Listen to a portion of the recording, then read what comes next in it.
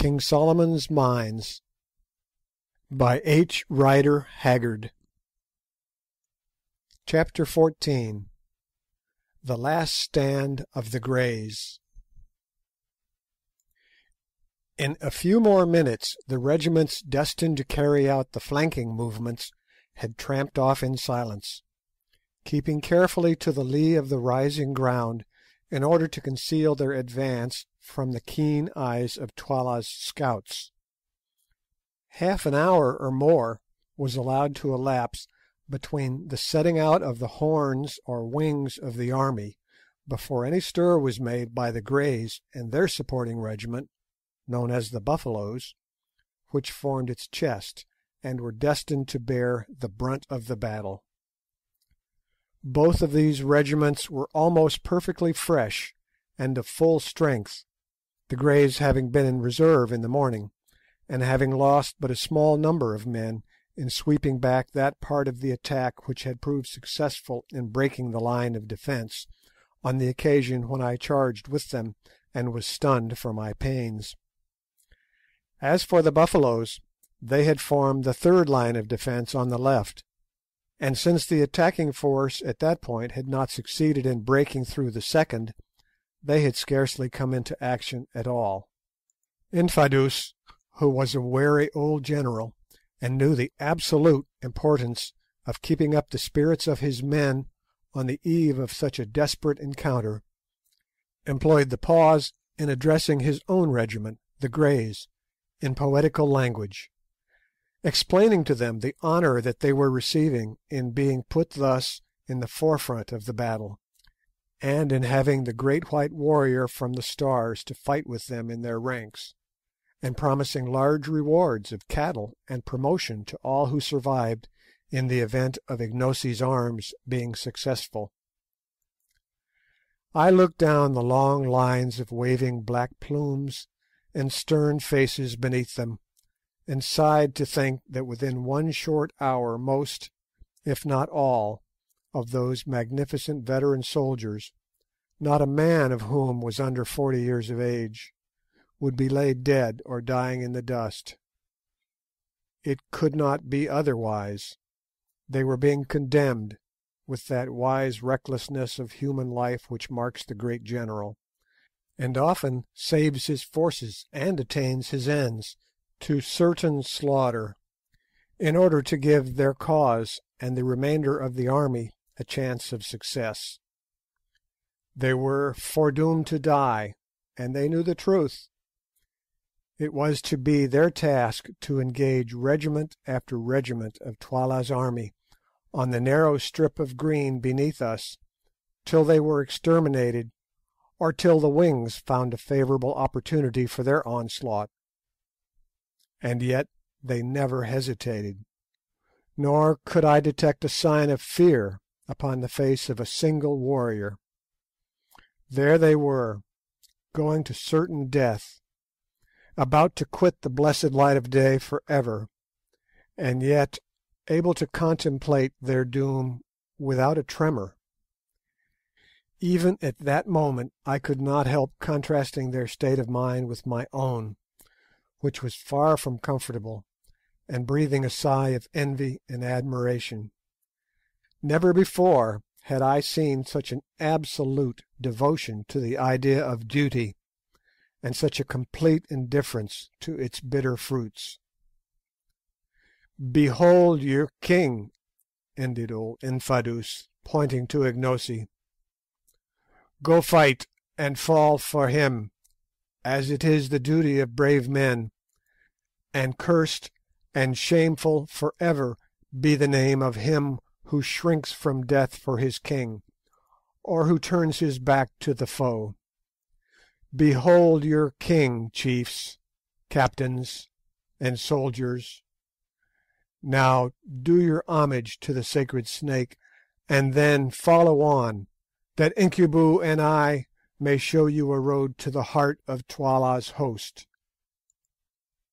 There was a moment's pause, then suddenly a murmur arose from the serried phalanxes before us, a sound like the distant whisper of the sea, caused by gentle tapping of the handles of 6,000 spears against the holders' shields. Slowly it swelled, till its growing volume deepened and widened into a roar of rolling noise that echoed like thunder against the mountains, and filled the air with heavy waves of sound. Then it decreased, and by faint degrees died away into nothing, and suddenly out crashed the royal salute. Ignosi, I thought to myself, might well be a proud man that day, for no Roman emperor ever had such a salutation from gladiators about to die. Ignosi acknowledged this magnificent act of homage by lifting his battle-axe, and then the Greys filed off in a triple-line formation, each line containing about 1,000 fighting men, exclusive of officers. When the last companies had advanced some 500 yards, Ignosi put himself at the head of the Buffaloes, which regiment was drawn up in a similar threefold formation, and gave the word to march, and off we went, I, needless to say, uttering the most heartfelt prayers that I might emerge from that entertainment with a whole skin. Many a queer position have I found myself in, but never before in one quite so unpleasant as the present, or one in which my chance of coming off safe was smaller. By the time that we reached the edge of the plateau the Greys were already halfway down the slope ending in the tongue of grassland that ran up into the bend of the mountain, something as the frog of a horse's foot runs up into the shoe. The excitement in Twala's camp on the plain beyond was very great, and regiment after regiment was starting forward at a long swinging trot in order to reach the root of the tongue of land before the attacking force could emerge into the plain of Loo. This tongue, which was some 400 yards in depth, even at its root or widest part was not more than 650 paces across, while at its tip it scarcely measured 90. The Greys, who, in passing down the side of the hill and on to the tip of the tongue, had formed into a column, on reaching the spot where it broadened out again, reassumed their triple-line formation, and halted dead. Then we, that is, the Buffaloes, moved down the tip of the tongue and took our stand in reserve, about 100 yards behind the last line of the Greys, and on slightly higher ground. Meanwhile we had leisure to observe Twala's entire force, which evidently had been reinforced since the morning attack, and could not now, notwithstanding their losses, number less than 40,000, moving swiftly up towards us. But as they drew near the root of the tongue they hesitated, having discovered that only one regiment could advance into the gorge at a time, and that there, some 70 yards from the mouth of it, unassailable except in front on account of the high walls of boulder-strewn ground on each side, stood the famous regiment of Greys, the pride and glory of the Kukuana army, ready to hold the way against their power as the three Romans once held the bridge against thousands. They hesitated, and finally stopped their advance. There was no eagerness to cross spears with these three grim ranks of warriors, who stood so firm and ready.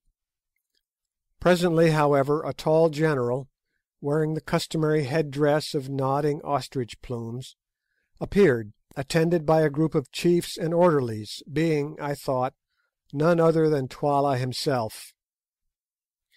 He gave an order, and the first regiment, raising a shout, charged up towards the Greys, who remained perfectly still and silent till the attacking troops were within 40 yards, and a volley of twalas or throwing knives came rattling among their ranks.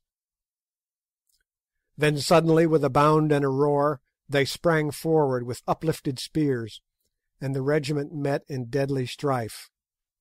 Next second the roll of the meeting shields came to our ears like the sound of thunder, and the plain seemed to be alive with flashes of light reflected from the shimmering spears. To and fro swung the surging mass of struggling, stabbing humanity, but not for long. Suddenly the attacking lines began to grow thinner, and then with a slow, long heave the Greys passed over them, just as a great wave heaves up its bulk and passes over a sunken ridge. It was done. That regiment was completely destroyed. But the Greys had but 2 lines left now. A third of their number were dead.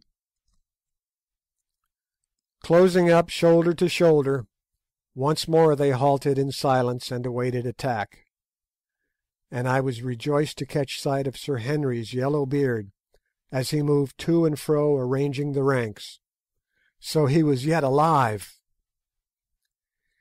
Meanwhile we moved on to the ground of the encounter, which was cumbered by about 4,000 prostrate human beings, dead, dying, and wounded, and literally stained red with blood. Ignosi issued an order, which was rapidly passed down to the ranks, to the effect that none of the enemy's wounded were to be killed, and so far as we could see this command was scrupulously carried out. It would have been a shocking sight if we had found time to think of such things.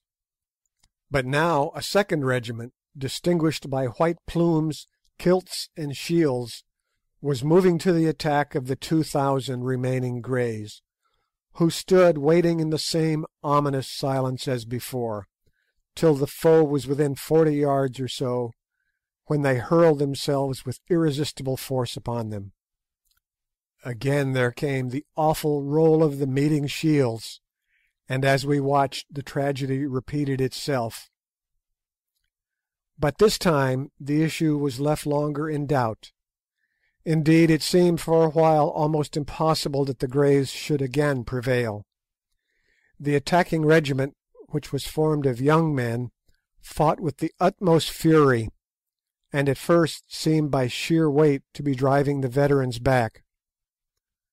The slaughter was truly awful, hundreds falling every minute, and from among the shouts of the warriors and the groans of the dying, set to the music of clashing spears, came a continuous hissing undertone of "Sji, Sji," the note of triumph of each victor as he passed his assegai through and through the body of his fallen foe. But perfect discipline and steady and unchanging valour can do wonders, and 1 veteran soldier is worth 2 young ones, as soon became apparent in the present case. For just when we thought that it was all over with the Greys, and were preparing to take their place so soon as they made room by being destroyed, I heard Sir Henry's deep voice ringing out through the din, and caught a glimpse of his circling battle-axe as he waved it high above his plumes. Then came a change. The Greys ceased to give. They stood still as a rock, against which the furious waves of spearmen broke again and again, only to recoil. Presently they began to move once more, forward this time. As they had no firearms, there was no smoke, and we could see it all. Another minute, and the onslaught grew fainter. "Ah, these are men indeed! They will conquer again," called out Ignosi, who was grinding his teeth with excitement at my side. "See, it is done!" Suddenly, like puffs of smoke from the mouth of a cannon, the attacking regiment broke away in flying groups, their white head-dresses streaming behind them in the wind, and left their opponents victors indeed, but alas, no more a regiment. Of the gallant triple line, which 40 minutes before had gone into action 3,000 men strong, there remained at most some 600 blood-spattered men. The rest were under foot. And yet they cheered and waved their spears in triumph, and then instead of falling back upon us as we expected, they ran forward for 100 yards or so after the flying groups of foemen, took possession of a rising knoll of ground, and, resuming their triple formation, formed a threefold ring around its base. And there, thanks be to Heaven, standing on the top of the mound for a minute, I saw Sir Henry, apparently unharmed, and with him our old friend Infadoos. Then Twala's regiments rolled down upon the doomed band, and once more the battle closed in. As those who read this history will probably long ago have gathered, I am, to be honest, a bit of a coward, and certainly in no way given to fighting, though somehow it has often been my lot to get into unpleasant situations, and to be obliged to shed man's blood. But I have always hated it, and kept my own blood as undiminished in quantity as possible, sometimes by a judicious use of my heels. At this moment, however, for the first time in my life, I felt my bosom burn with martial ardour. Warlike fragments from the Ingoldsby legends, together with numbers of sanguinary verses in the Old Testament, sprang up in my brain like mushrooms in the dark. My blood, which hitherto had been half frozen with horror, went beating through my veins, and there came upon me a savage desire to kill and spare not. I glanced round at the serried ranks of warriors behind us, and somehow, all in an instant, I began to wonder if my face looked like theirs. There they stood, their hands twitching, their lips apart, the fierce features instinct with the hungry lust of battle, and in the eyes a look like the glare of a bloodhound when after a long pursuit he sights his quarry. Only Ignosi's heart, to judge from his comparative self-possession, seemed to all appearances to beat as calmly as ever beneath his leopard-skin cloak, though even he still ground his teeth. I could bear it no longer. "Are we to stand here till we put out roots, Umbopa, Ignosi, I mean, while Twala swallows our brothers yonder?" I asked. "Nay, Macumazahn," was the answer. "See, now is the ripe moment. Let us pluck it." As he spoke, a fresh regiment rushed past the ring upon the little mound, and wheeling round, attacked it from the hither side. Then, lifting his battle-axe, Ignosi gave the signal to advance, and screaming the wild Kukuana war-cry, the Buffaloes charged home with a rush like the rush of the sea. What followed immediately on this it is out of my power to tell. All I can remember is an irregular yet ordered advance that seemed to shake the ground, a sudden change of front and forming up on the part of the regiment against which the charge was directed, then an awful shock, a dull roar of voices, and a continuous flashing of spears, seen through a red mist of blood. When my mind cleared, I found myself standing inside the remnant of the Greys near the top of the mound, and just behind no less a person than Sir Henry himself. How I got there I had at the moment no idea, but Sir Henry afterwards told me that I was borne up by the first furious charge of the Buffaloes almost to his feet, and then left, as they in turn were pressed back. Thereon he dashed out of the circle and dragged me into shelter. As for the fight that followed, who can describe it? Again and again the multitudes surged against our momentarily lessening circle, and again we beat them back. The stubborn spearmen still made good the dark impenetrable wood, each stepping where his comrade stood the instant that he fell, as someone or other beautifully says.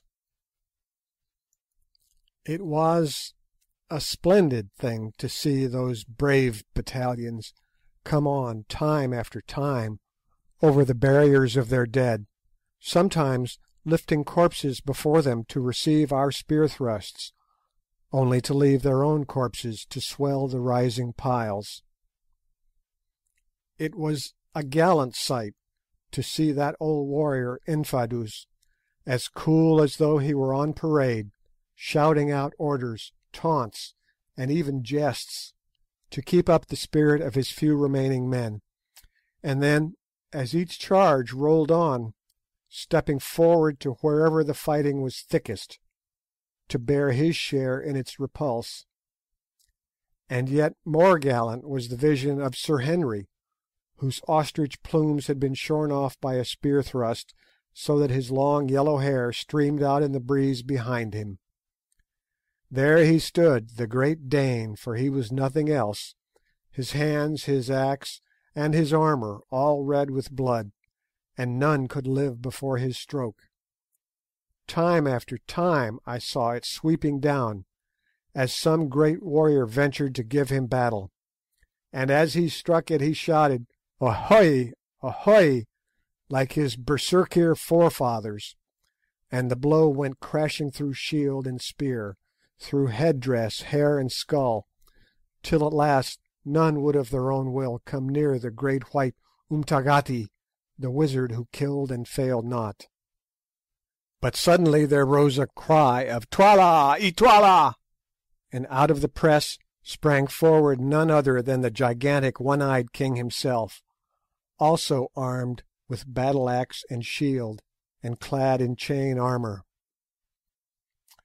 "Where art thou, Incubu, thou white man, who slewest Scragga my son? See if thou canst slay me," he shouted, and at the same time hurled a tolla straight at Sir Henry, who fortunately saw it coming, and caught it on his shield, which it transfixed, remaining wedged in the iron plate behind the hide. Then with a cry Twala sprang forward straight at him, and with his battle-axe struck him such a blow upon the shield that the mere force and shock of it brought Sir Henry, strong man as he is, down upon his knees. But at this time the matter went no further, for that instant there rose from the regiments pressing round us something like a shout of dismay, and on looking up I saw the cause. To the right and to the left the plain was alive with the plumes of charging warriors. The outflanking squadrons had come to our relief. The time could not have been better chosen. All Twala's army, as Ignosi predicted would be the case, had fixed their attention on the bloody struggle which was raging round the remnant of the Greys and that of the Buffaloes, who were now carrying on a battle of their own at a little distance, which two regiments had formed the chest of our army. It was not until our horns were about to close upon them that they had dreamed of their approach, for they believed these forces to be hidden in reserve upon the crest of the moon-shaped hill. And now, before they could even assume a proper formation for defence, the outflanking impis had leapt like greyhounds on their flanks. In 5 minutes the fate of the battle was decided. Taken on both flanks, and dismayed at the awful slaughter inflicted upon them by the Greys and Buffaloes, Twala's regiments broke into flight, and soon the whole plain between us and Loo was scattered with groups of running soldiers making good their retreat. As for the hosts that had so recently surrounded us and the Buffaloes, they melted away as though by magic, and presently we were left standing there like a rock from which the sea has retreated. But what a sight it was! Around us the dead and dying lay in heaped-up masses, and of the gallant Greys there remained but 95 men upon their feet. More than 3,400 had fallen in this one regiment, most of them never to rise again. "Men," said Infadoos calmly, as between the intervals of binding a wound on his arm he surveyed what remained to him of his corps, "ye have kept up the reputation of your regiment, and this day's fighting will be well spoken of by your children's children." Then he turned round and shook Sir Henry Curtis by the hand. "Thou art a great captain, Incubu," he said simply. "I have lived a long time among warriors, and have known many a brave one, yet have I never seen a man like unto thee." At this moment the Buffaloes began to march past our position on the road to Loo, and as they went a message was brought to us from Ignosi requesting Infadoos, Sir Henry, and myself to join them.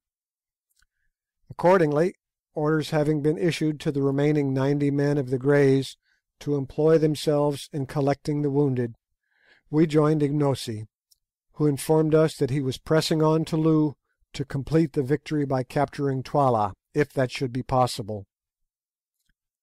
Before we had gone far, suddenly we discovered the figure of Good sitting on an ant heap about 100 paces from us. Close beside him was the body of a Kukuana. "He must be wounded," said Sir Henry anxiously. As he made the remark an untoward thing happened. The dead body of the Kukuana soldier, or rather what had appeared to be his dead body, suddenly sprang up, knocked Good head over heels off the ant heap, and began to spear him. We rushed forward in terror, and as we drew near we saw the brawny warrior making dig after dig at the prostrate Good, who at each prod jerked all his limbs into the air. Seeing us coming, the Kukuana gave one final and most vicious dig, and with a shout of "Take that, wizard!" bolted away. Good did not move, and we concluded that our poor comrade was done for. Sadly we came towards him, and were astonished to find him pale and faint indeed, but with a serene smile upon his face, and his eyeglass still fixed in his eye. "Capital armour this," he murmured, on catching sight of our faces bending over him. "How sold that beggar must have been!" And then he fainted.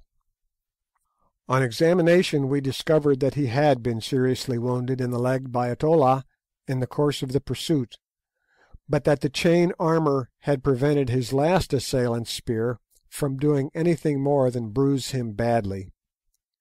It was a merciful escape.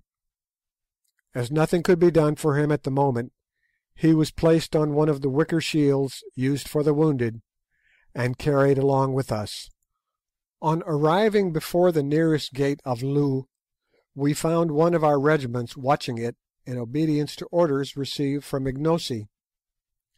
The other regiments were in the same way guarding the different exits to the town. The officer in command of this regiment saluted Ignosi as king, and informed him that Twala's army had taken refuge in the town, whither Twala himself had also escaped. But he thought that they were thoroughly demoralised and would surrender. Thereupon Ignosi, after taking counsel with us, sent forward heralds to each gate ordering the defenders to open, and promising on his royal word life and forgiveness to every soldier who laid down his arms, but saying that if they did not do so before nightfall, he would certainly burn the town and all within its gates. This message was not without its effect. Half an hour later, amid the shouts and cheers of the Buffaloes, the bridge was dropped across the fosse, and the gates upon the further side were flung open. Taking due precautions against treachery, we marched on into the town. All along the roadways stood thousands of dejected warriors, their heads drooping, and their shields and spears at their feet, who, headed by their officers, saluted Ignosi as king as he passed. On we marched, straight to Twala's kraal. When we reached the great space where a day or two previously we had seen the review and the witch hut, we found it deserted. No, not quite deserted, for there on the further side, in front of his hut, sat Twala himself, with but one attendant, Gagool. It was a melancholy sight to see him seated, his battle-axe and shield by his side, his chin upon his mailed breast, with but one old crone for companion, and notwithstanding his crimes and misdeeds, a pang of compassion shot through me as I looked upon Twala, thus fallen from his high estate. Not a soldier of all his armies, not a courtier out of the hundreds who had cringed round him, not even a solitary wife, remained to share his fate or have the bitterness of his fall. Poor savage, he was learning the lesson which fate teaches to most of us who live long enough, that the eyes of mankind are blind to the discredited, and that he who is defenceless and fallen finds few friends and little mercy. Nor, indeed, in this case did he deserve any. Filing through the kraal gate, we marched across the open space to where the ex-king sat. When within about 50 yards of him the regiment was halted, and accompanied by only a small guard, we advanced towards him, Gagool reviling us bitterly as we came. As we drew near, Twala, for the first time, lifted his plumed head, and fixed his one eye, which seemed to flash with suppressed fury almost as brightly as the great diamond round his forehead, upon his successful rival, Ignosi. "Hail, O king!" he said with bitter mockery, "thou who hast eaten of my bread, and now by the aid of the white man's magic hast seduced my regiments and defeated mine army. Hail! What fate hast thou in store for me, O king?" "The fate thou gavest to my father, whose throne thou hast sat on these many years," was the stern answer. "It is good. I will show thee how to die, that thou mayest remember it against thine own time. See, the sun sinks in blood," and he pointed with his battle-axe towards the setting orb. "It is well that my son should go down in its company. And now, O king, I am ready to die, but I crave the boon of the Kukuana royal house, to die fighting. Note, it is a law amongst the Kukuanas that no man of the direct royal blood can be put to death unless by his own consent, which is, however, never refused. He is allowed to choose a succession of antagonists to be approved by the king, with whom he fights, till one of them kills him. Allan Quatermain. Thou canst refuse it, or even those cowards who fled today will hold thee shamed. It is granted. Choose, with whom wilt thou fight? Myself, I cannot fight with thee, for the king fights not except in war." Twala's sombre eye ran up and down our ranks, and I felt, as for a moment it rested on myself, that the position had developed a new horror. What if he chose to begin by fighting me? What chance should I have against a desperate savage 6 feet 5 high and broad in proportion? I might as well commit suicide at once. Hastily I made up my mind to decline the combat, even if I were hooted out of Kukuana land as a consequence. It is, I think, better to be hooted than to be quartered with a battle-axe. Presently Twala spoke.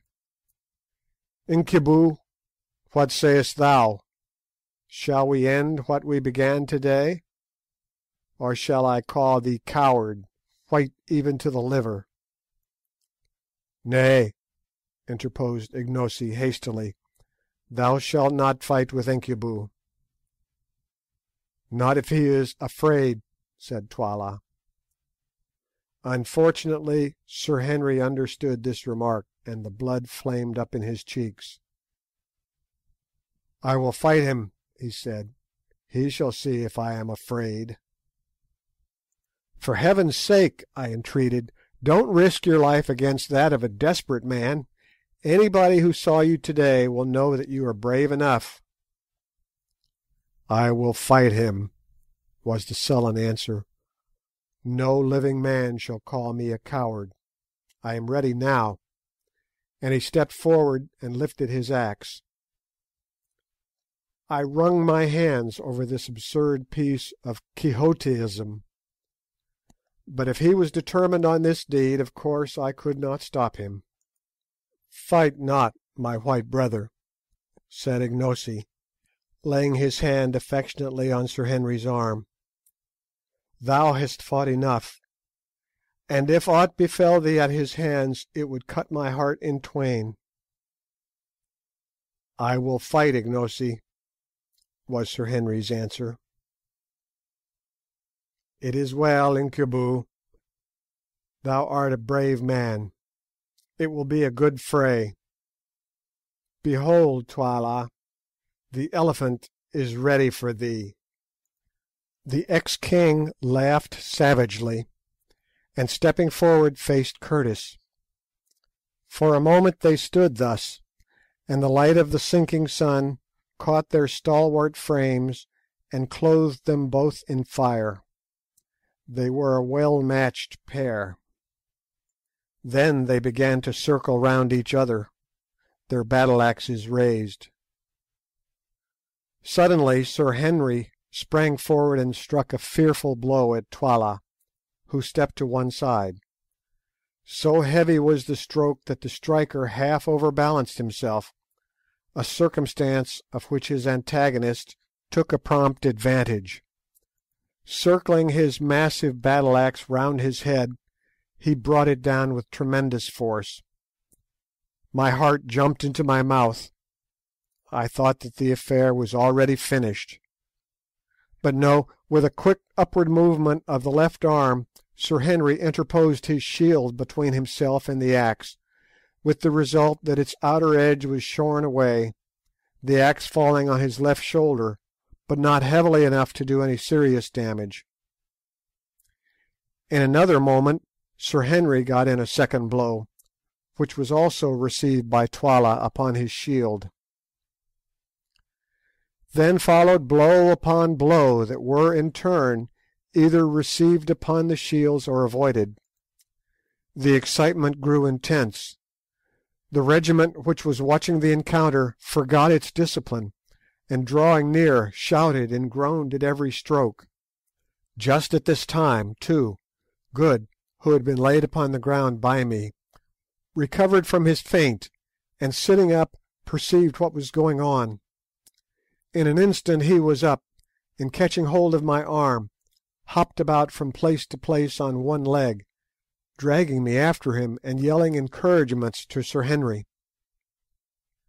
"Go to it, old fellow," he hallooed. "That was a good one."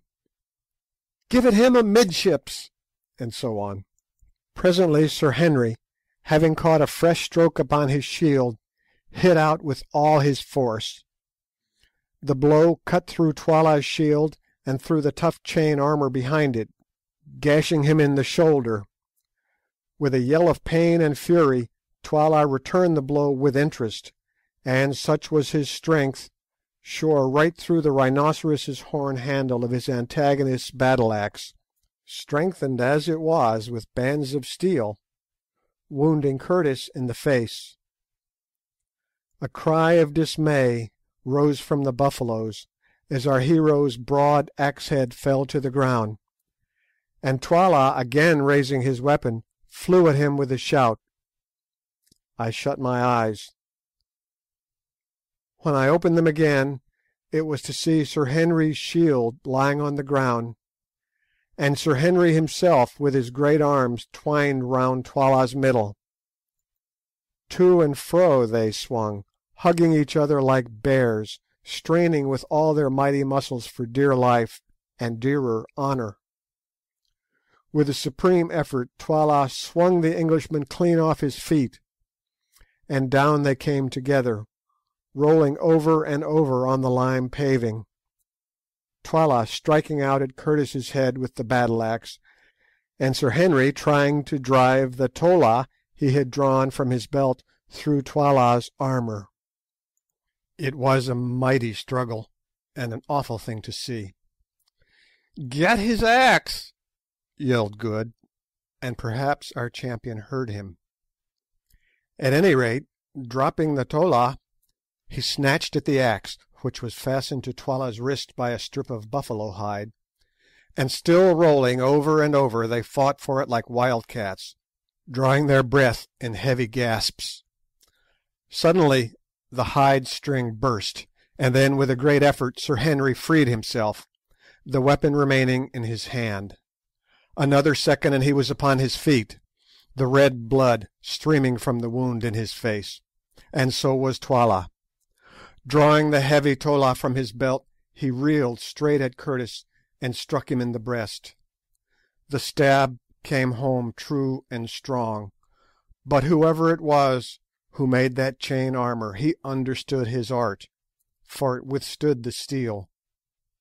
Again Twala struck out with a savage yell, and once more the sharp knife rebounded, and Sir Henry went staggering back. Once more Twala came on, and as he came our great Englishman gathered himself together, and swinging the big axe round his head with both hands, hit at him with all his force. There was a shriek of excitement from 1,000 throats, and behold, Twala's head seemed to spring from his shoulders. Then it fell and came rolling and bounding along the ground towards Ignosi, stopping just at his feet. For a second the corpse stood upright. Then with a dull crash it came to the earth, and the gold torque from its neck rolled away across the pavement. As it did so, Sir Henry, overpowered by faintness and loss of blood, fell heavily across the body of the dead king. In a second he was lifted up, and eager hands were pouring water on his face. Another minute, and the grey eyes opened wide. He was not dead. Then I, just as the sun sank, stepping to where Twala's head lay in the dust, unloosed the diamond from the dead brows, and handed it to Ignosi. "Take it," I said, "lawful king of the Kukuanas, king by birth and victory." Ignosi bound the diadem upon his brows. Then advancing, he placed his foot upon the broad chest of his headless foe, and broke out into a chant, or rather a paean of triumph, so beautiful and yet so utterly savage, that I despair of being able to give an adequate version of his words. Once I heard a scholar with a fine voice read aloud from the Greek poet Homer, and I remember that the sound of the rolling lines seemed to make my blood stand still.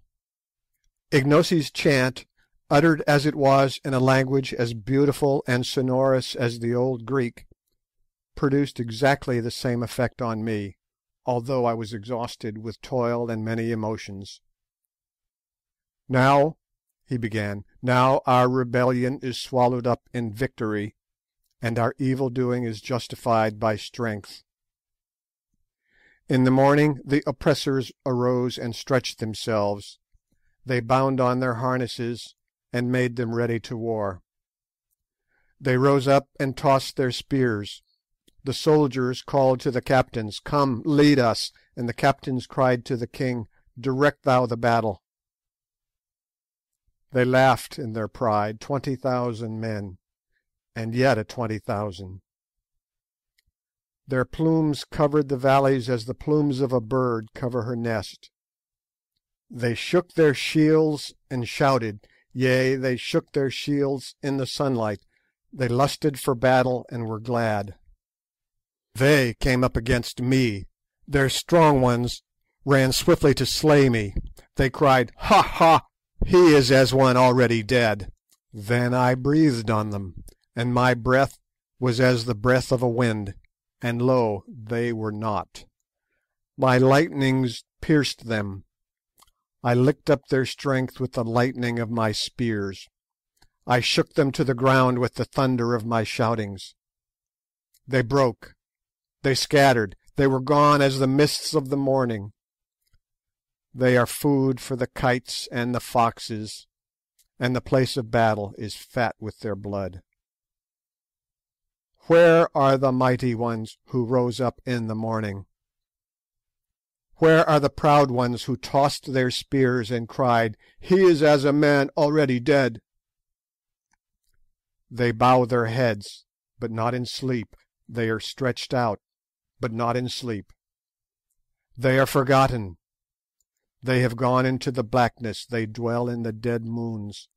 Yea, others shall lead away their wives, and their children shall remember them no more.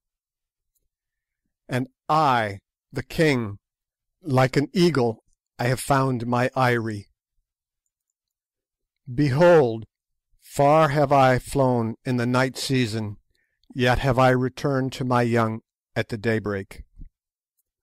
Shelter ye under the shadow of my wings, O people, and I will comfort you, and ye shall not be dismayed. Now is the good time, the time of spoil. Mine are the cattle on the mountains, mine are the virgins in the corrals. The winter is overpast with storms, the summer is ready to come with flowers. Now evil shall cover up her face, now mercy and gladness shall dwell in the land. Rejoice, rejoice, my people. Let all the stars rejoice in that this tyranny is trodden down, in that I am the king. Ignosi ceased his song, and out of the gathering gloom came back the deep reply, "Thou art the king." Thus was my prophecy to the herald fulfilled, and within the 48 hours Twala's headless corpse was stiffening at Twala's gate. End of chapter 14. King Solomon's Mines by H. Rider Haggard. Chapter 13. The Attack. Slowly, and without the slightest appearance of haste or excitement, the three columns crept on. When within about 500 yards of us, the main or centre column halted at the root of a tongue of open plain which ran up into the hill, to give time to the other divisions to circumvent our position, which was shaped more or less in the form of a horseshoe, with its 2 points facing towards the town of Loo. The object of this manoeuvre was that the threefold assault should be delivered simultaneously. "Oh, for a Gatling!" groaned Good, as he contemplated the serried phalanxes beneath us. "I would clear that plain in 20 minutes." "We have not got one, so it is no use yearning for it. But suppose you try a shot, Quatermain," said Sir Henry. "See how near you can go to that tall fellow who appears to be in command. 2 to 1 you miss him, and an even sovereign to be honestly paid if we ever get out of this, that you don't drop that bullet within 5 yards." This piqued me, so loading the express with solid ball, I waited till my friend walked some 10 yards out from his force, in order to get a better view of our position, accompanied only by an orderly. Then, lying down and resting the express on a rock, I covered him. The rifle, like all expresses, was only sighted to 350 yards, so to allow for the drop in trajectory I took him half-way down the neck, which ought, I calculated, to find him in the chest. He stood quite still, and gave me every opportunity, but whether it was the excitement or the wind, or the fact of the man being a long shot, I don't know, but this was what happened. Getting dead on, as I thought, a fine sight, I pressed, and when the puff of smoke had cleared away, to my disgust, I saw my man standing there unharmed, whilst his orderly, who was at least 3 paces to the left, was stretched upon the ground apparently dead.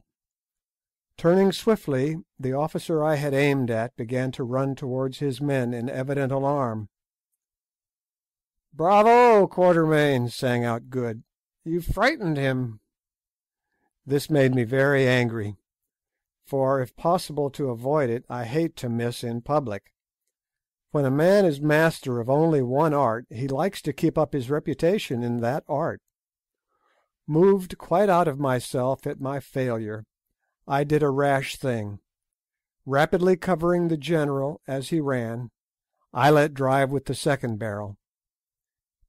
Instantly the poor man threw up his arms and fell forward onto his face. This time I had made no mistake, and I say it as a proof of how little we think of others when our own safety, pride, or reputation is in question. I was brute enough to feel delighted at the sight. The regiments who had seen the feat cheered wildly at this exhibition of the white man's magic, which they took as an omen of success, while the force the general had belonged to, which indeed, as we ascertained afterwards, he had commanded, fell back in confusion. Sir Henry and Good now took up their rifles and began to fire, the latter industrially browning the dense mass before him with another Winchester repeater, and I also had another shot or two, with the result, so far as we could judge, that we put some 6 or 8 men hors de combat before they were out of range. Just as we stopped firing there came an ominous roar from our far right. Then a similar roar rose on our left. The other 2 divisions were engaging us. At the sound, the mass of men before us opened out a little, and advanced towards the hill and up the spit of bare grassland at a slow trot, singing a deep-throated song as they ran. We kept up a steady fire from our rifles as they came, Ignosi joining in occasionally, and accounted for several men, but of course we produced no more effect upon that mighty rush of armed humanity than he who throws pebbles does on the breaking wave. On they came, with a shout and the clashing of spears. Now they were driving in the pickets we had placed among the rocks at the foot of the hill. After that the advance was a little slower, for though as yet we had offered no serious opposition, the attacking forces must climb uphill, and they came slowly to save their breath. Our first line of defence was about half-way down the side of the slope, our second 50 yards further back, while our third occupied the edge of the plateau. On they stormed, shouting their war cry, "Twala, Twala, Chile, Chile!" Twala, Twala, smite, smite. "Ignosi, Ignosi, Chile, Chile!" answered our people. They were quite close now, and the twalas or throwing knives began to flash backwards and forwards, and now with an awful yell the battle closed in. To and fro swayed the mass of struggling warriors, men falling fast as leaves in an autumn wind. But before long the superior weight of the attacking forces began to tell, and our first line of defence was slowly pressed back till it merged into the second. Here the struggle was very fierce, but again our people were driven back and up, till at length, within 20 minutes of the commencement of the fight, our third line came into action. But by this time the assailants were very much exhausted, and besides had lost many men killed and wounded, and to break through that third impenetrable hedge of spears proved beyond their powers. For a while the seething lines of savages swung backwards and forwards in the fierce ebb and flow of battle, and the issue was doubtful. Sir Henry watched the desperate struggle with a kindling eye, and then without a word he rushed off, followed by Good, and flung himself into the hottest of the fray. As for myself, I stopped where I was. The soldiers caught sight of his tall form as he plunged into battle, and there rose a cry of "Nanzia incubu, Nanzia uncungoglovo!" Here is the elephant. "Chile, Chile!"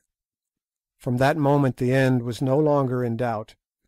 Inch by inch, fighting with splendid gallantry, the attacking force was pressed back down the hillside, till at last it retreated upon its reserves in something like confusion.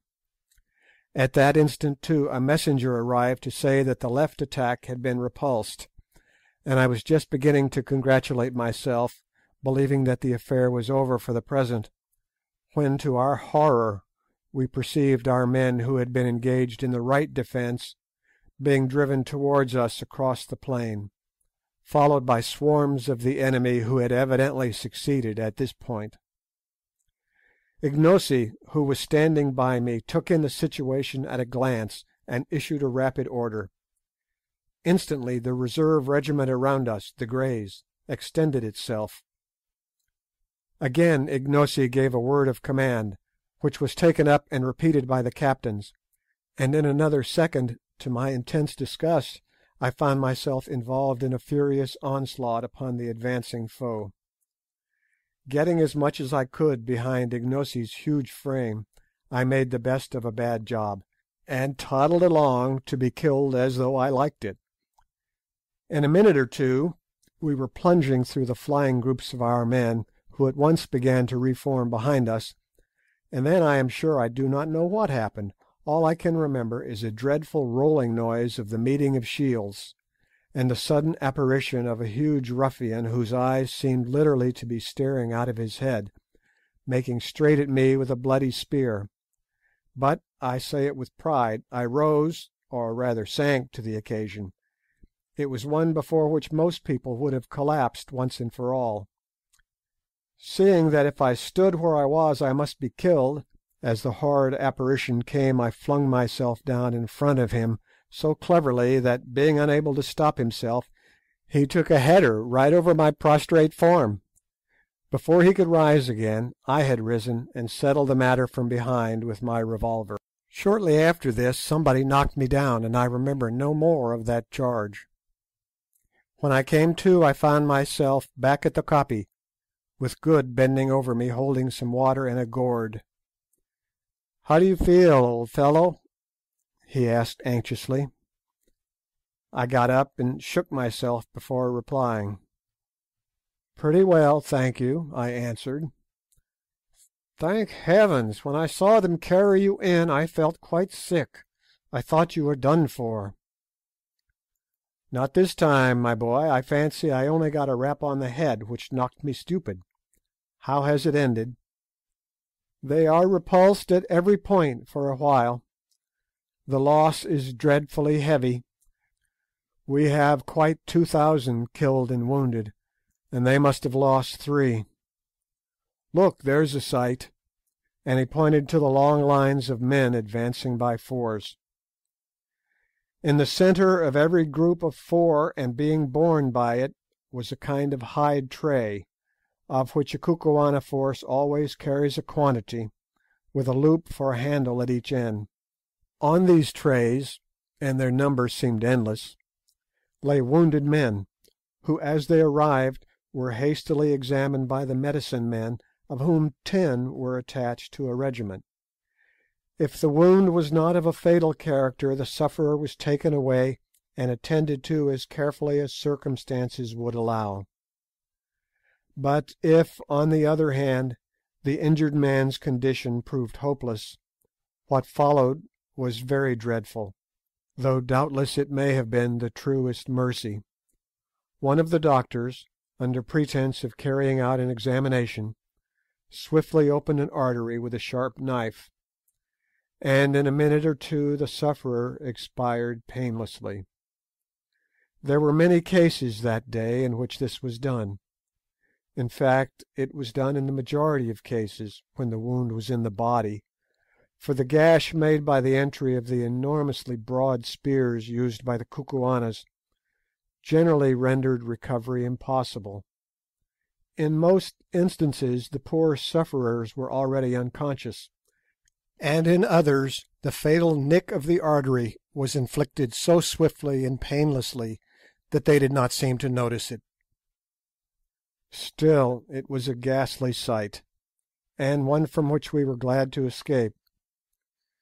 Indeed, I never remember anything of the kind that affected me more than seeing these gallant soldiers thus put out of pain by the red-handed medicine men.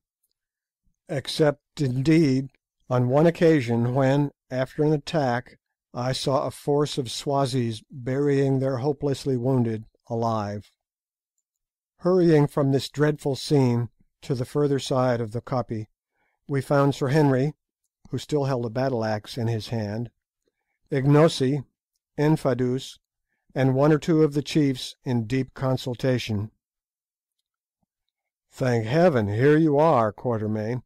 I can't quite make out what Ignosi wants to do.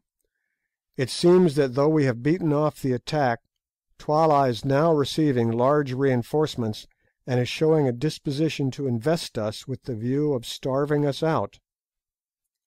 "That's awkward." "Yes, especially as Infadoos says that the water supply has given out." "My lord, that is so," said Infadoos. "The spring cannot supply the wants of so great a multitude, and it is failing rapidly. Before night we shall all be thirsty. Listen, Macumazahn, thou art wise, and hast doubtless seen many wars in the lands from whence thou camest, that is, if indeed they make wars in the stars. Now tell us, what shall we do? Twala has brought up many fresh men to take the place of those who have fallen. Yet Twala has learnt his lesson. The hawk did not think to find the heron ready, but our beak has pierced his breast. He fears to strike at us again. We too are wounded, and he will wait for us to die. He will wind himself round us like a snake round a buck, and fight the fight of sit down." "I hear thee," I said. "So, Macumazahn, thou seest we have no water here, and but a little food, and we must choose between these three things: to languish like a starving lion in his den, or to strive to break away towards the north, or," and here he rose and pointed towards the dense mass of our foes, "to launch ourselves straight at Twala's throat. Incubu, the great warrior, for to-day he fought like a buffalo in a net, and Twala's soldiers went down before his axe like young corn before the hail, and with these eyes I saw it. Incubu says charge, but the elephant is ever prone to charge. Now what says Macumazahn, the wily old fox, who has seen much, and loves to bite his enemy from behind? The last word is in Ignosi, the king, for it is a king's right to speak of war. But let us hear thy voice, O Macumazahn, who watches by night, and the voice too of him of the transparent eye." "What sayest thou, Ignosi?" I asked. "Nay, my father," answered our quondam servant, who now, clad as he was in the full panoply of savage war, looked every inch a warrior king. "Do thou speak, and let me, who am but a child in wisdom besides thee, hearken to thy words." Thus adjured, after taking hasty counsel with Good and Sir Henry, I delivered my opinion briefly to the effect that, being trapped, our best chance, especially in view of the failure of our water supply, was to initiate an attack upon Twala's forces. Then I recommended that the attack should be delivered at once, before our wounds grew stiff, and also before the sight of Twala's overpowering force caused the hearts of our soldiers to wax small like fat before a fire. Otherwise, I pointed out, some of the captains might change their minds, and making peace with Twala, desert to him, or even betray us into his hands. This expression of opinion seemed, on the whole, to be favourably received. Indeed, among the Kukuanas my utterances met with a respect which has never been accorded to them before or since. But the real decision as to our plans lay with Ignosi, who, since he had been recognised as rightful king, could exercise the almost unbounded rights of sovereignty, including, of course, the final decision on matters of generalship, and it was to him that all eyes were now turned. At length, after a pause, during which he appeared to be thinking deeply, he spoke. Incubu, Macumazahn, and Bougwan, brave white men, and my friends, Infadoos, my uncle, and chiefs. My heart is fixed. I will strike at Twala this day, and set my fortunes on the blow, I and my life and your lives also. Listen, thus will I strike. Ye see how the hill curves round like the half moon, and how the plain runs like a green tongue towards us within the curve. We see, I answered. Good. It is now midday, and the men eat and rest after the toil of battle. When the sun has turned and travelled a little way towards the darkness, let thy regiment, my uncle, advance with one other down to the great tongue, and it shall be that when Twala sees it, he will hurl his force against it to crush it. But the spot is narrow, and the regiments can come against thee one at a time only. So may they be destroyed one by one, and the eyes of all Twala's army shall be fixed upon a struggle the like of which has not been seen by living man. And with thee, my uncle, shall go Incubu, my friend, that when Twala sees his battle-axe flashing in the first rank of the Greys, his heart may grow faint. And I will come with the second regiment, that which follows thee, so that if ye are destroyed, as it might happen, there may yet be a king left to fight for, and with me shall come Macumazahn the wise." "It is well, O king," said Infadoos, apparently contemplating the certainty of the complete annihilation of his regiment with perfect calmness. "Truly these Kukuanas are a wonderful people. Death has no terror for them when it is incurred in the course of duty. And whilst the eyes of the magnitude of Twala's soldiers are thus fixed upon the fight," went on Ignosi, "behold, 1/3 of the men who are left alive to us, that is about 6,000, shall creep along the right horn of the hill, and fall upon the left flank of Twala's forces, and 1/3 shall creep along the left horn, and fall upon Twala's right flank. And when I see that the horns are ready to toss Twala, then will I, with the men who remain to me, charge home in Twala's face. And if fortune goes with us, the day will be ours, and before night drives her black oxen from the mountains to the mountains, we shall sit in peace at Loo. And now let us eat and make ready, and Infadoos, do thou prepare, that the plan be carried out without fail. And stay, let my white father, Bougwan, go with the right horn, that his shining eye may give courage to the captains."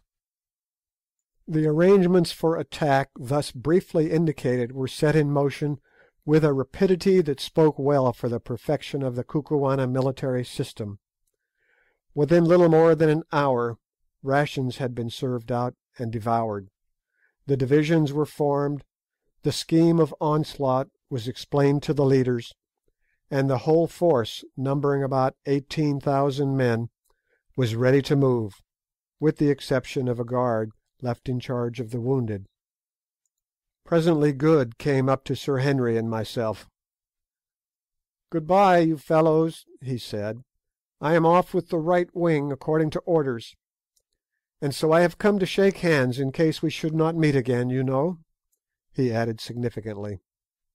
We shook hands in silence, and not without the exhibition of as much emotion as Anglo-Saxons are wont to show.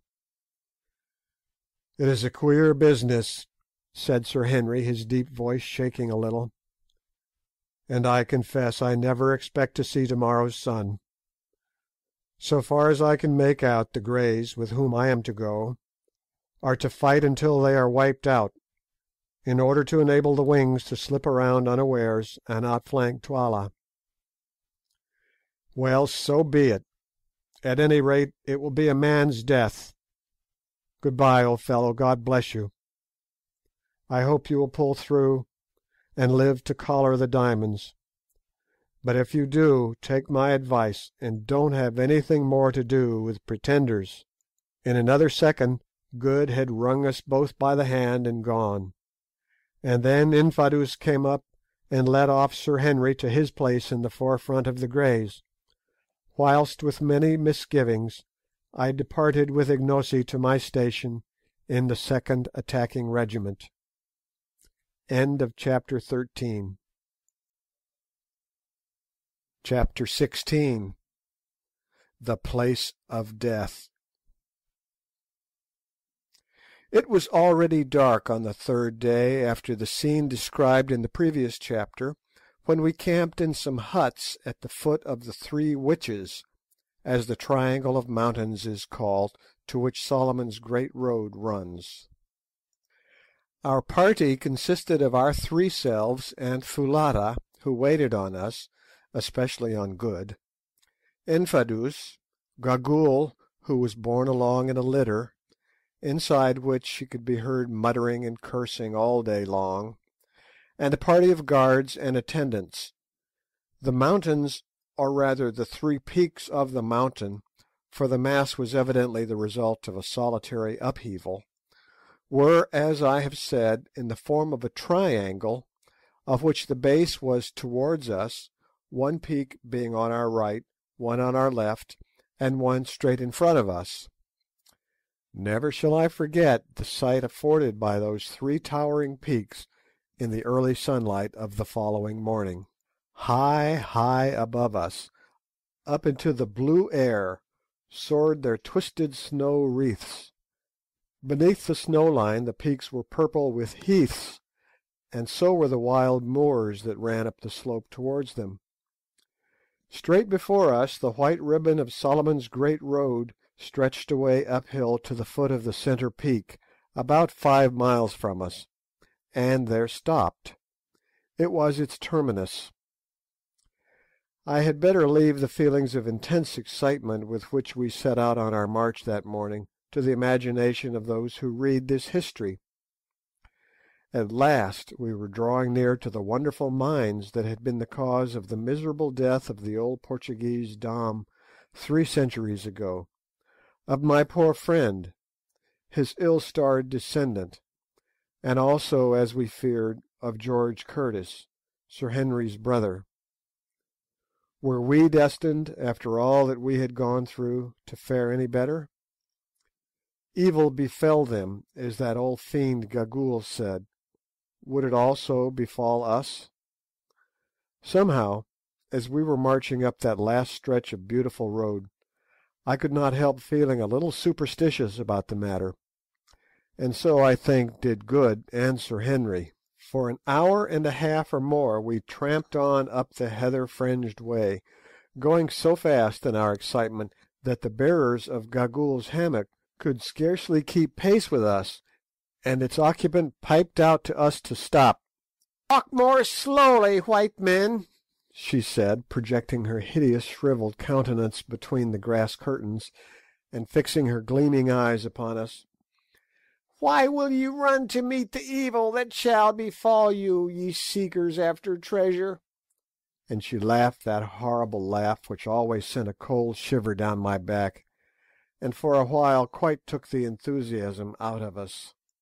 However, on we went, till we saw before us, and between ourselves and the peak, a vast circular hole with sloping sides, 300 feet or more in depth, and quite half a mile around. "Can't you guess what this is?" I said to Sir Henry and Good, who were staring in astonishment at the awful pit before us. They shook their heads. "Then it is clear that you have never seen the diamond diggings at Kimberley.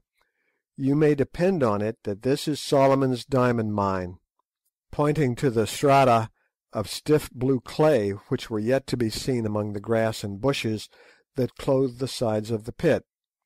"The formation is the same.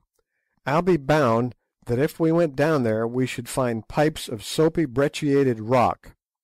Look, too," and I pointed to a series of worn flat slabs of stone that were placed on a gentle slope below the level of a watercourse which in some past age had been cut out of the solid rock. "If those are not tables once used to wash the stuff, I'm a Dutchman." At the edge of this vast hole, which was none other than the pit marked on the old Dom's map, the great road branched into two and circumvented it. In many places, by the way, this surrounding road was built entirely out of blocks of stone, apparently with the object of supporting the edges of the pit and preventing falls of reef. Along this path we pressed, driven by curiosity to see what were the three towering objects which we could discern from the hither side of the great gulf. As we drew near we perceived that they were colossi of some sort or another, and rightly conjectured that before us sat the three Silent Ones that are held in such awe by the Kukuana people. But it was not until we were quite close to them that we recognised the full majesty of these Silent Ones.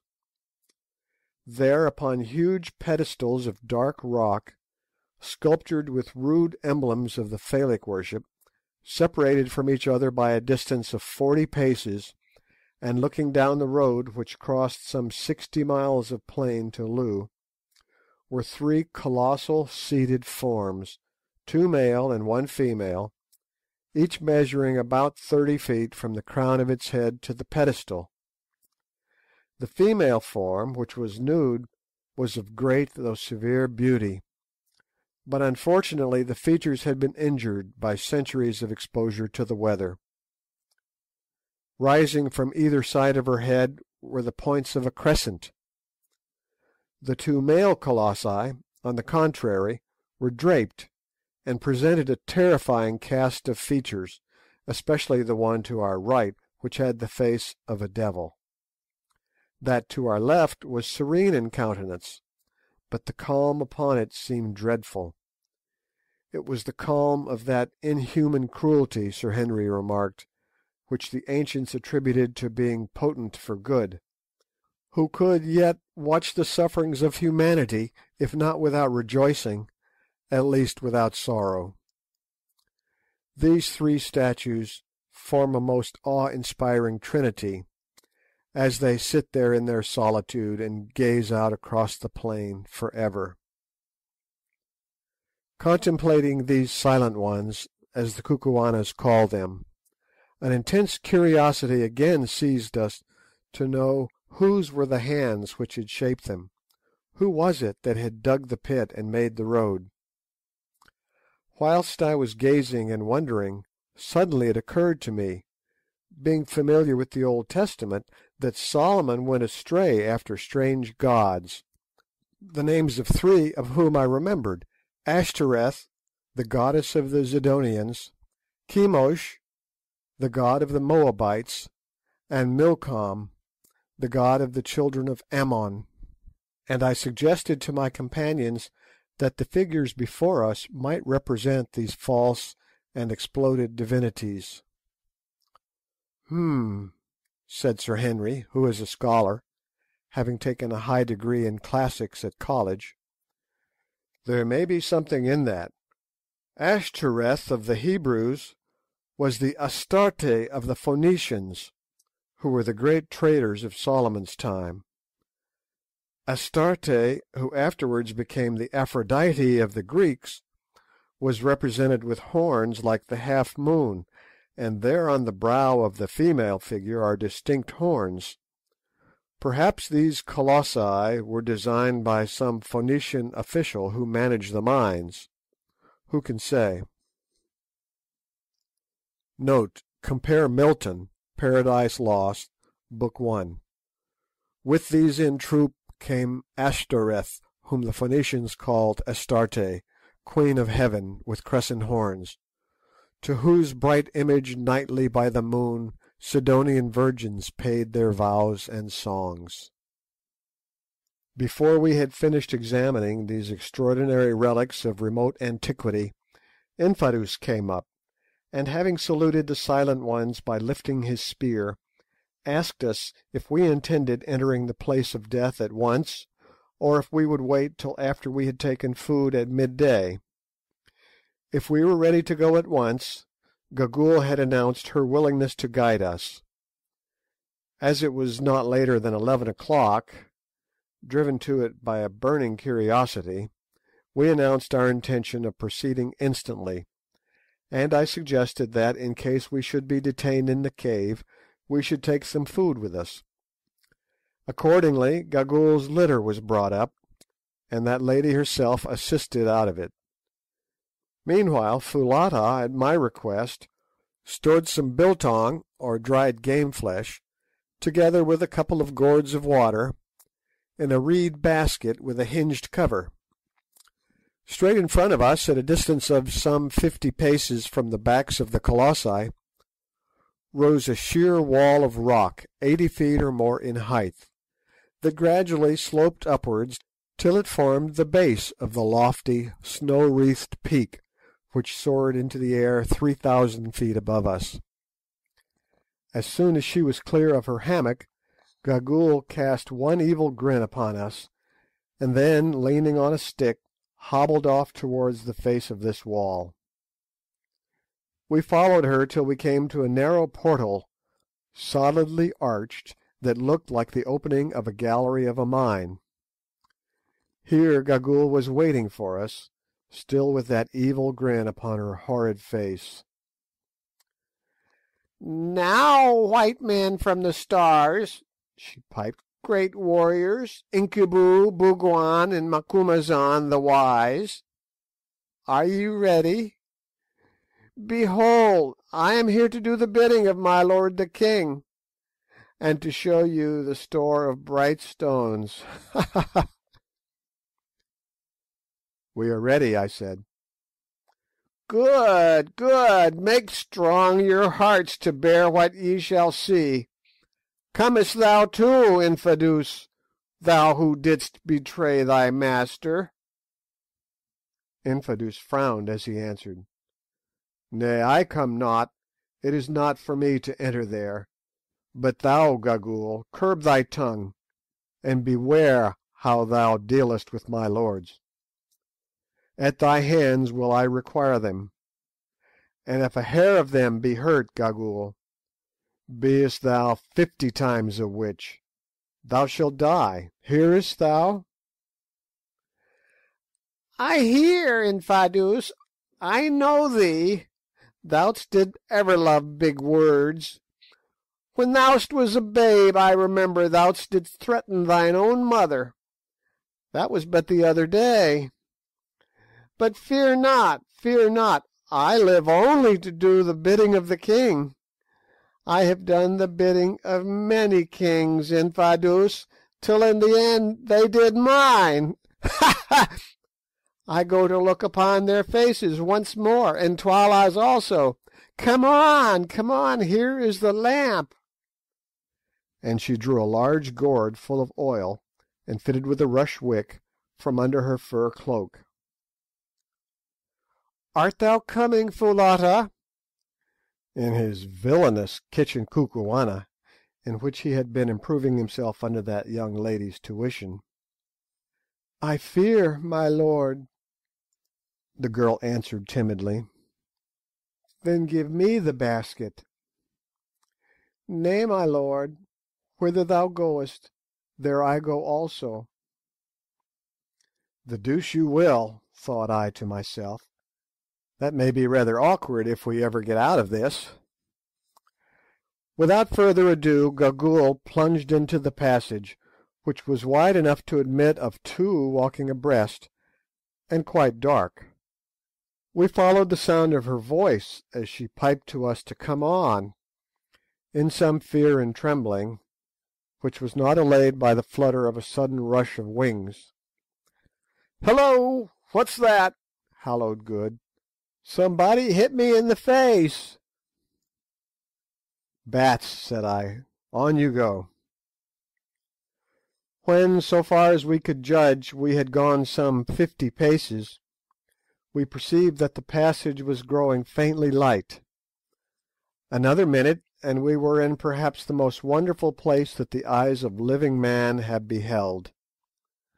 Let the reader picture to himself the hall of the vastest cathedral he ever stood in, windowless indeed, but dimly lighted from above, presumably by shafts connected with the outer air, and driven in the roof, which arched away 100 feet above our heads, and he will get some idea of the size of the enormous cave in which we found ourselves, with the difference that this cathedral, designed by nature, was loftier and wider than any built by man. But its stupendous size was the least of the wonders of the place, for running in rows down its length were gigantic pillars of what looked like ice, but were in reality huge stalactites.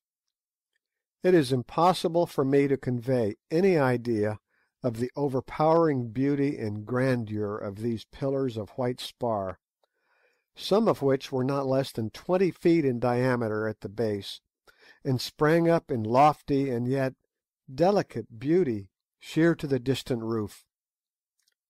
Others again were in process of formation.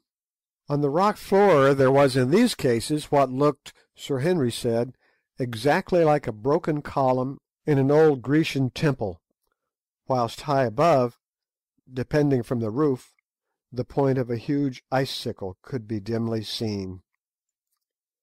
Even as we gazed we could hear the process going on, for presently with a tiny splash a drop of water would fall from the far-off icicle onto the column below. On some columns the drops only fell once in 2 or 3 minutes, and in these cases it would be an interesting calculation to discover how long, at that rate of dripping, it would take to form a pillar, say 80 feet by 10 in diameter. That the process, in at least one instance, was incalculably slow, the following example will suffice to show. Cut on one of these pillars we discovered the crude likeness of a mummy, by the head of which sat what appeared to be the figure of an Egyptian god, doubtless the handiwork of some old-world labourer in the mine.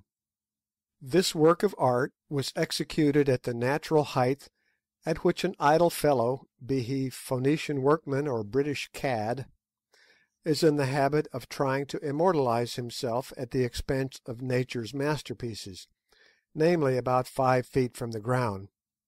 Yet at the time that we saw it, which must have been nearly 3,000 years after the date of the execution of the carving, the column was only 8 feet high, and was still in process of formation, which gives a rate of growth of a foot to 1,000 years, or an inch and a fraction to a century. This we knew because, as we were standing by it, we heard a drop of water fall. Sometimes the stalagmites took strange forms, presumably where the dropping of the water had not always been on the same spot. Thus one huge mass, which must have weighed 100 tons or so, was in the shape of a pulpit, beautifully fretted over outside with a design that looked like lace. Others resembled strange beasts, and on the sides of the cave were fan-like ivory tracings, such as the frost leaves upon a pane. Out of the vast main aisle there opened here and there smaller caves, exactly, Sir Henry said, as chapels open out of great cathedrals. Some were large, but one or two, and this is a wonderful instance of how nature carries out her handiwork by the same unvarying laws, utterly irrespective of size, were tiny. One little nook, for instance, was no larger than an unusually big doll's house, and yet it might have been a model for the whole place, for the water dropped, tiny icicles hung, and spar columns were forming in just the same way. We had not, however, enough time to examine this beautiful cavern so thoroughly as we should have liked to do, since unfortunately Gagool seemed to be indifferent as to stalactites, and only anxious to get her business over. This annoyed me the more, as I was particularly anxious to discover, if possible, by what system the light was admitted into the cave, and whether it was done by the hand of man or by that of nature that this was done. Also, if the place had been used in any way in ancient times, as seemed probable. However, we consoled ourselves with the idea that we would investigate it thoroughly on our way back, and followed on at the heels of our uncanny guide. On she led us, straight to the top of the vast and silent cave, where we found another doorway, not arched as the first was, but square at the top, something like the doorways of Egyptian temples. "Are ye prepared to enter the place of death, white men?" asked Gagool, evidently with a view to making us feel uncomfortable. "Lead on, Macduff," said Good solemnly, trying to look as though he was not at all alarmed, as indeed we all did except Foulata, who caught Good by the arm for protection. "This is getting rather ghastly," said Sir Henry, peeping into the dark passageway. "Come on, Quatermain, Signoris Prioress. We mustn't keep the old lady waiting." And he politely made way for me to lead the van, for which inwardly I did not bless him. Tap, tap, went old Gagool's stick down the passage, as she trotted along, chuckling hideously, and still overcome by some unaccountable presentiment of evil, I hung back.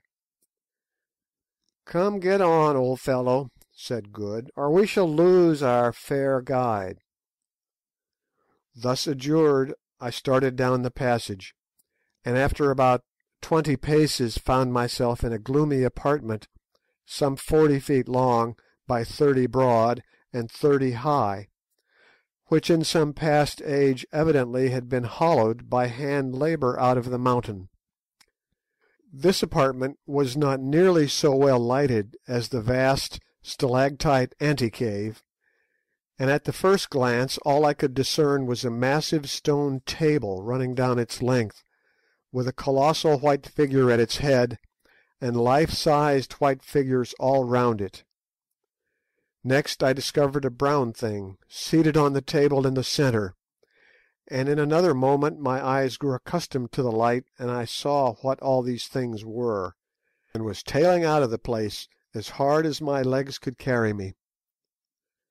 I am not a nervous man in the general way, and very little troubled with superstitions, of which I have lived to see the folly, but I am free to own that this sight quite upset me, and had it not been that Sir Henry caught me by the collar and held me, I do honestly believe that in another 5 minutes I should have been outside the stalactite cave, and that a promise of all the diamonds in Kimberley would not have induced me to enter it again. But he held me tight, so I stopped because I could not help myself. Next second, however, his eyes became accustomed to the light, and he let go of me, and began to mop the perspiration off his forehead. As for Good, he swore feebly, while Foulata threw her arms around his neck and shrieked.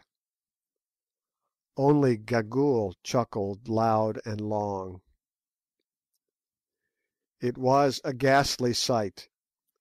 There at the end of the long stone table, holding in his skeleton fingers a great white spear, sat Death himself, shaped in the form of a colossal human skeleton 15 feet or more in height.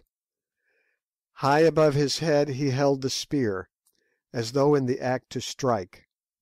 One bony hand rested on the stone table before him, in the position a man assumes on rising from his seat, whilst his frame was bent forward so that the vertebrae of the neck and the grinning gleaming skull projected towards us, and fixed its hollow eye-places upon us, the jaws a little open, as though it were about to speak.